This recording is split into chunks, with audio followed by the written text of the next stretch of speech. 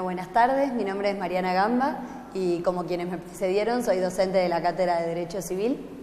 En el caso me tocó hablarles hoy del nuevo enfoque que da el Código Civil al régimen patrimonial del matrimonio. No nos queda mucho tiempo, así que vamos a ir a los puntos centrales de esta reforma. El Código Civil de Vélez Sarsfield fijaba un régimen patrimonial del matrimonio que era único e inmutable. Esto quiere decir que las personas que decidían casarse se sometían sí o sí a este régimen, no tenían otra posibilidad. Y el régimen era el régimen de la comunidad de bienes. Si bien muchos creemos, o los que no estudian Derecho Civil por ahí habían pensado que las convenciones prematrimoniales no existían en el Código de Vélez Sarsfield, estas sí existían en realidad, pero no preveían la posibilidad de elegir un régimen. ¿Por qué? Porque teníamos uno solo, el de comunidad de bienes. Entonces la novedad verdadera que tiene el Código Civil y Comercial es que nos da la posibilidad de, a través de estas convenciones matrimoniales, elegir entre dos sistemas, el de comunidad de bienes y el de separación de bienes. ¿Cuál es el momento en el que vamos a celebrar esta convención? La convención puede celebrarse antes del matrimonio, ¿sí? Y en este momento, por escritura pública, los contrayentes van a decidir a cuál de los dos regímenes se van a someter. Si no hacen ninguna convención, es decir, si no dicen nada, se va a entender que se someten al régimen de la comunidad de bienes, que es el mismo que ya estaba previsto, con algunas modificaciones chiquititas, es el que estaba previsto también en el Código de Vélez Sarsfield. Esto, como dije, se tiene que hacer por escritura pública y para que tenga efectos respecto de terceros, se anota en el margen del acta matrimonial. Respecto de los regímenes, vamos a hacer entonces, como nos queda poco tiempo, cuáles son las diferencias principales. El régimen de comunidad de bienes, que es el que ya estaba vigente en el Código Civil de Vélez, lo que hacía es distinguir principalmente entre bienes propios y bienes gananciales.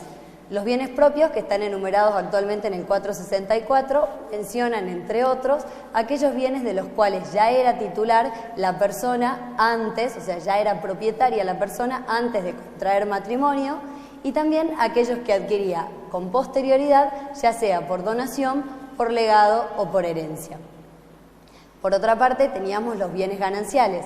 Los bienes gananciales están enumerados en el artículo 465 y, entre otros, vamos a nombrar los más importantes, están aquellos que adquieren las personas una vez que ya contrajeron matrimonio y que los adquieren a título oneroso. O también aquellos que hubiesen adquirido, por ejemplo, por el azar. Si se gana la lotería uno de los dos esposos y tienen esa suerte, esos bienes son considerados también gananciales.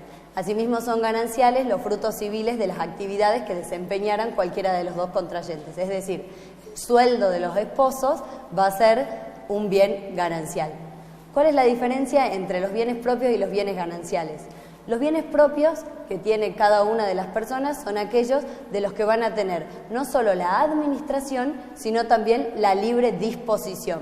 En cambio, para los bienes gananciales, la administración va a ser de la persona que forma parte del matrimonio que los adquirió y también va a poder disponer de ellos, pero con una excepción.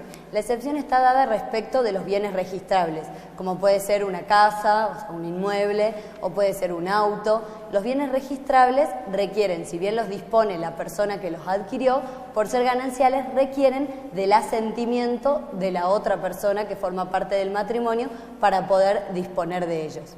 Asimismo, cuando se disuelve la sociedad conyugal, respecto de los bienes propios, la otra persona que está casada no va a poder pretender absolutamente nada. En cambio, los bienes gananciales se comparten, porque se entiende que fue un esfuerzo compartido, tanto material como afectivamente, para adquirirlos. Y es por esto que al disolverse se reparten. A diferencia de esta distinción entre bienes propios y bienes gananciales, en el sistema de separación de bienes, los contrayentes tienen bienes que son adquiridos con anterioridad del matrimonio, que son bienes propios. Y los que adquieren a posteriori también van a ser bienes propios. Es decir, todos los bienes que adquiera cada uno de los contrayentes es de cada uno. Y esta separación no es solamente a los fines de la administración, sino también a los fines de la disposición. Cada uno va a poder disponer libremente de cualquiera de sus bienes porque todos sus bienes son propios. Sin embargo, acá tenemos una excepción y es importante para quienes piensan en esta segunda alternativa.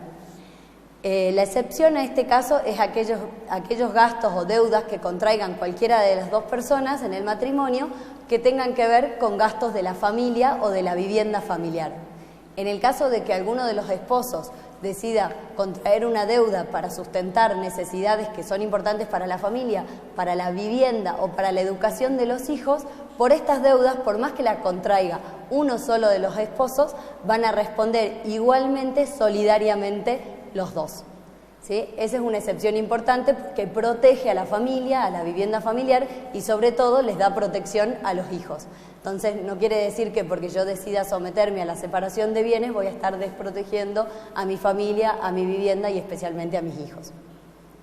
Esto es lo que iguala en ese sentido a los dos regímenes que estamos hablando. Lo que me parece importante a mí destacar es que el Código Civil y Comercial lo que hizo es, a través del principio de la autonomía de la voluntad, darle la posibilidad a las personas que deciden contraer matrimonio de optar entre dos regímenes, ¿sí? Esta posibilidad que antes no teníamos, hoy la tenemos y simplemente es cuestión de decidirse a hacerlo, y como es una decisión importante para la vida de una persona, lo hacemos a través de una escritura pública, ¿sí? Que es una decisión importante. Si al momento de contraer matrimonio uno decide no elegir por ninguna de las dos opciones y simplemente se casa, dijimos que va a quedar con el sistema de comunidad de bienes. Pero existe la posibilidad de cambiarse de sistema. Incluso las personas que contrajeron matrimonio antes del Código Civil y Comercial pueden también cambiarse de sistema. Sí. ¿Cómo hacemos Mariana, para...? Justamente la pregunta es si una vez que se contrae matrimonio se puede realizar un acuerdo nupcial. Te quieren preguntar los chicos. Perfecto, eso es justo lo que estaba por decir. Podemos cambiarnos de sistema, pero la importancia es que haya pasado un año desde el momento en el que se eligió. Por ejemplo, si yo me casé y elegí separar los bienes, después de un año recién ahí voy a poder volver a la comunidad de bienes o viceversa. Y las personas que contrajeron matrimonio... No puedo hacer un acuerdo todos los meses. No, tengo que esperar un tiempo prudencial que la ley lo fija en un año. Incluso quienes se casaron con anterioridad al código y no tuvieron la posibilidad de elegir, hoy pueden elegir someterse a esto. ¿Cómo hay que hacerlo? Igual que en el momento en que decido someterme por primera vez, es decir, por escritura pública. Y esto se va a notar también en una anotación marginal en el acta de matrimonio. ¿Por qué es importante esta anotación marginal? Porque es lo que va a permitir que tenga efectos de terceros y que les permita a mis acreedores conocer la situación de mi patrimonio y de esta manera que yo pueda responder por mis deudas. No sé si quedó respondida la pregunta. Exacto, sí. Bueno, con esto vamos cerrando entonces y le doy lugar al doctor Villalba para que haga la conclusión de la clase de hoy. Bueno, para ir cerrando, quiero hacer la aclaración, si no me voy a olvidar, de que bueno, esto es un mundo, ¿no es así? Nosotros acá hemos tocado los aspectos centrales de la reforma, las preguntas de ustedes interesantísimas y las hemos contestado en la medida que corresponden a esta materia.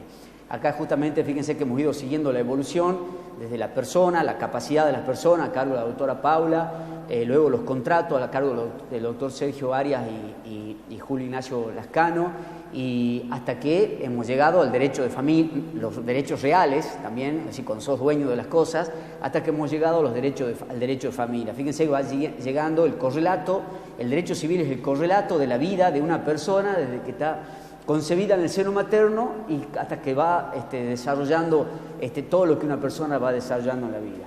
Acá justamente Mariana nos ha ido quedando un poco poco tiempo, por lo tanto Mariana se ha referido solamente al aspecto patrimonial del matrimonio. Teníamos mucho más cuestiones para referirnos, pero bueno, ahí salta como un claro ejemplo de lo que era el Código de Vélez. Yo les pregunto, ¿por qué en el Código de Vélez, producida la disolución del matrimonio, por cualquier circunstancia, los cónyuges se repartían, como lo explicó Mariana, el 50% a cada uno? Porque Vélez estaba contemplando y protegiendo a la mujer casada, ¿sí? La mujer casada no trabajaba, repito, 1869, 1871, no trabajaba, quedaba al cuidado de los chicos en el hogar o al cuidado del hogar, y el que trabajara era el marido. Entonces Vélez Sarsfield, además, dicho sea de paso, quien lo ayudó, Vélez Sarsfield, en la redacción del código fue su hija, muy inteligente, y contempló la situación de la mujer, que no era la que lograba el ingreso al hogar, estableciendo, si se disuelve el matrimonio, mitad para cada uno, y eso no se podía reformar. Recién Mariana le explicó que eso es lo que se cambió y ahora se puede establecer acuerdos nupciales. fuera de cámara, con Mariana hablábamos de que debe haber muy pocos acuerdos nupciales, ¿no? Porque es alguna cuestión que es ajeno a las pautas culturales nuestras. Hemos quedado bajo la otra pauta cultural donde establece que si se disuelve es mitad para cada uno.